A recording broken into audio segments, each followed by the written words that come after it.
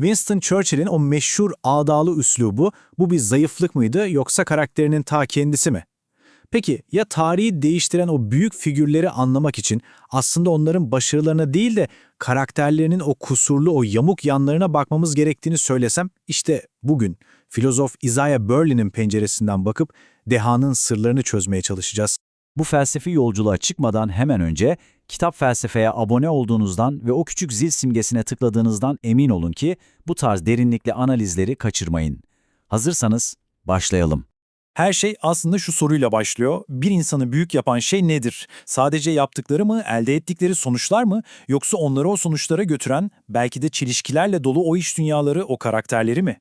Bu, ilk bakışta göründüğünden çok daha derin bir soru. İşte bu soruşturmadaki rehberimiz 20. yüzyılın en parlak zihinlerinden biri olan Isaiah Berlin.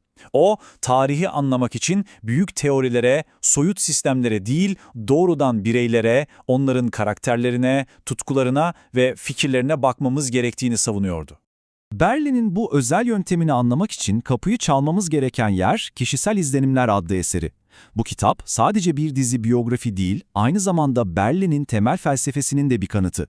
Tarihi asıl şekillendiren şey, insanların zihinlerinde taşıdığı fikirler, hatta takıntılardır. İşte bu söz Immanuel Kant'a ait ama Berlin'in adeta mottosu haline gelmiş. Bu ne demek? İnsan doğası karmaşıktır, eğri büğrüdür, kusurludur ve onu asla tek bir düz mükemmel kalıba sokamazsınız. Berlin'de insanları tam da bu yamuk halleriyle, bütün o çelişkileriyle anlamaya çalıştı. Peki Berlin bu yamuk keresteyi, yani insan doğasının o karmaşık yapısını nasıl inceliyordu? Onu diğer tarihçilerden ve biyografi yazarlarından ayıran o kendine has yönteminin sırrı neydi? Şöyle ki, Berlin için birinin doğum tarihiymiş, okuduğu okullarmış, bunlar ikinci plandaydı. O, doğrudan karakterin özüne odaklanırdı. Onu asıl çeken şey, bir insanın etrafına yaydığı o entelektüel ve ruhsal enerjiydi, o karizmaydı. Bazen ufacık bir anekdot, garip bir alışkanlık, Berlin için yüzlerce sayfalık bir rapordan çok daha anlamlıydı, çünkü bunlar o kişinin ruhuna açılan küçük pencereler gibiydi. Hatta Berlin'in yazı stili bile bu yönteminin bir yansımasıydı. Tıpkı bir ressamın tuvale boyayı katman katman, kalın bir şekilde sürerek dokulu bir eser yaratması gibi. İşte bu tekniğe impasto denir. Berlin'de kelimeleri ve sıfatları üst üste yığarak okuyucunun zihninde adeta 3 boyutlu, canlı, dokunabileceğiniz kadar gerçek bir karakter portresi çizerdi. Teori güzel. Peki pratikte bu yöntem nasıl işliyor? Haydi gelin bu yöntemi alıp 20. yüzyılın en ikonik figürlerinden birine, Winston Churchill'a uygulayalım ve Berlin'in merceğinden ona bakalım. Şimdi gözünüzde 1940'ları canlandırın. O dönemde edebiyat dünyasında ve entelektüel çevrelerde sadelik, yalınlık, abartıdan uzak durmak çok değerliydi. Churchill'in o görkemli, tumturaklı konuşma tarzıysa çoğu kişi tarafından eski moda ve hatta samimiyetsiz bulunuyordu. Bakın o dönemin modası neydi? Sadelik, dürüstlük, abartılı, süslü bir dil, sahtekarlık gibi görülüyordu. Peki Churchill'in dili nasıldı? Tam tersi. Görkemli, yüksek perdeden, kendini sürekli bir kahraman gibi anlatan, adeta bir zırh gibi kuşandığı bir üslup. Eleştirmenlerin çoğu bunu büyük bir kusur olarak görüyordu. Ama Berlin o bambaşka bir şey gördü. İşte Berlin'in dehası tam da burada parlıyor. O dedi ki, hayır bu bir kusur değil, bu Churchill'in karakterinin ta kendisi.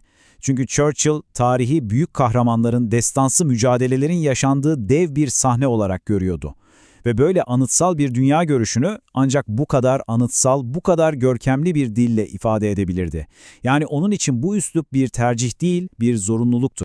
Churchill'i bu kadar farklı ve derin bir şekilde analiz edebilmesi aslında Berlin'in çok daha temel bir felsefi ilkesinden kaynaklanıyordu. Şimdi gelin onun düşünce sisteminin adeta kaynak koduna inelim. Çoğulculuk. İşte Berlin felsefesinin kalbi bu. Değer çoğulculuğu. Bu fikir aslında çok basit bir şey söylüyor. Hayatta tek bir mükemmel, her derde deva çözüm yoktur. Hayattaki iyi ve güzel değerler, mesela özgürlük, eşitlik, adalet, merhamet, bazen birbiriyle çatışabilir. Hem mutlak özgürlüğü hem de mutlak eşitliği aynı anda %100 seviyesinde yaşayamazsınız. Birini artırırken diğerinden biraz fedakarlık yapmanız gerekir. Hayat, bu çatışan iyiler arasında sürekli bir denge bulma sanatıdır. İşte tam da bu yüzden Berlin'in çoğulculuk fikri, insanlığın o yamuk kerestesini zorla düz bir çizgiye sokmaya çalışan bütün o katı ideolojilere, o tek doğru benim diyen sistemlere karşı en güçlü panzehirdir.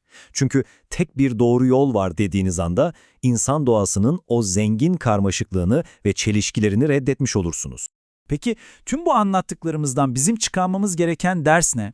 Yani dünyayı Isaiah Berlin'in gözlerinden bakmak bize bugün ne kazandırır? Aslında Berlin'in bize bıraktığı miras, dünyaya bakarken kullanabileceğimiz güçlü bir zihinsel alet çantası gibi. Bu yöntemle ne yapabiliriz? Birincisi, insanları basit etiketlere hapsetmek yerine onların bütün o karmaşıklığıyla bir birey olduğunu görebiliriz. İkincisi, çelişkilerin bir zayıflık olmadığını, insan olmanın bir parçası olduğunu kabul ederiz. Ve üçüncüsü, anlarız ki bir insanın tarzı, üslubu, o tuhaf görünen yanları aslında onun kim olduğunun en temel ipuçlarıdır. Ve son olarak gelin bu merciyi günümüze çevirelim. Çevrenizdeki liderlere, yöneticilere, sanatçılara, onlara Berlin'in gözleriyle baksaydınız ne görürdünüz? Belki de en çok eleştirdiğiniz o üslupları, o tuhaf bulduğunuz yanları aslında onların karakterlerinin ve dünyaya bakışlarının en dürüst, en çıplak hali olabilir mi? Bu sorunun cevabı dünyayı çok daha farklı görmenizi sağlayabilir.